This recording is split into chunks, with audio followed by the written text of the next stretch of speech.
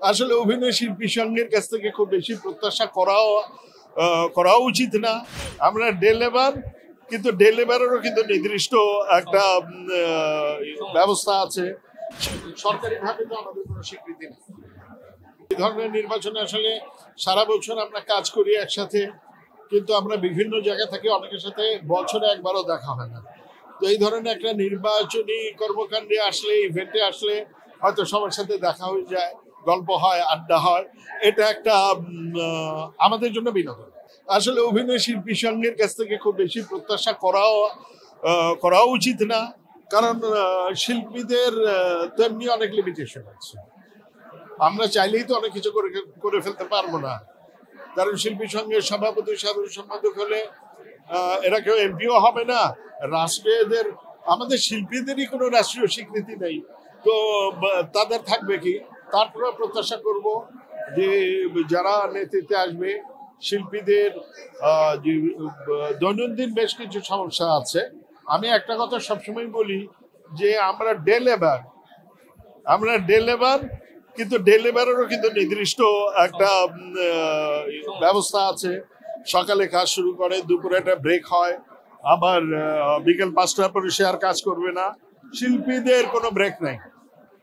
সকাল ভোর 5টায় ঘুম থেকে উঠতে হয়, রাত 12টা, 1টা, 2টা, 3টা পর্যন্ত কাজ করে, আবার পরের দিন সকালেই পরিচালক বা প্রডিউসার এসে উপস্থিত হয়ে যান, ভাই রেডি হয়ে যান। সো শিল্পীদের এই কাজের জায়গাটা ঠিক করা দরকার এবং রাষ্ট্রীয় স্বীকৃতি দরকার। শিল্পীদের কোনো রাষ্ট্রীয় স্বীকৃতি নেই, এটা যদি পাওয়া যায় তাহলে আমরা খুশি। যদি রাষ্ট্রীয়ভাবে বা সরকারিভাবে একটা নিয়মকানুন তৈরি হয়, যেটা অন্যান্য দেশে আছে, যে একটা শিল্পী কয় ঘন্টা কাজ করবে, তার পারিশ্রমিক কত হবে, এবং তার আমরা শুনি অনেক সময় যেমন শিল্পী তার পারিশ্রমিক পায় না, বা তার যেমন একটা কথা বলতে পারি, আমার কাছে একটা ডেট নেওয়া হলো, আগের দিন রাত্রে যে ভাই কালকে তো আপনার শুটিংটা করবো না, কিন্তু এই যে আমার একটা দিন নষ্ট হয়ে গেল, এই জন্য আমাকে কেউ কম্পেনসেট করে। সরকারিভাবে তো আমাদের কোনো স্বীকৃতি নেই একজন অভিনেতা হিসেবে। এখন কেউ যদি জিজ্ঞেস করে কোথাও, ও আপনি তো অভিনয় করেন, আর কি কি করেন?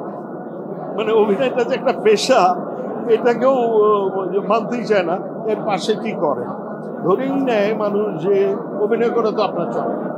সো এটাকে পেশা হিসেবে একটা স্বীকৃতি চাই, এবং এটা সরকারিভাবে চাই। আর এরপরেও যে খুব ডিসস্যাটিসফ্যাকশন সেটা বলবো না, লক্ষ কোটি মানুষের ভালোবাসা পাই কোথাও না। আসলে শুটিং যারা করে, একজন ডিরেক্টর বা প্রডিউসার, সবই তো আমাদের অঙ্গ নেই। ওরাও চেষ্টা করে আমাকে, আমি যাতে কষ্ট না পাই, কিন্তু সব মিলিয়ে আসলে হয়ে ওঠে না। একটা মানে নাটক করতে গেলে বা সিনেমা করতে গেলে যে বাজেট, আর এখনকার অবস্থা তো জানেন, সেক্ষেত্রে কিছু সমস্যা হয়। তবে কোথাও খুব খারাপ কিছু খবর শুনি, যেটা আমাদের কাম্য।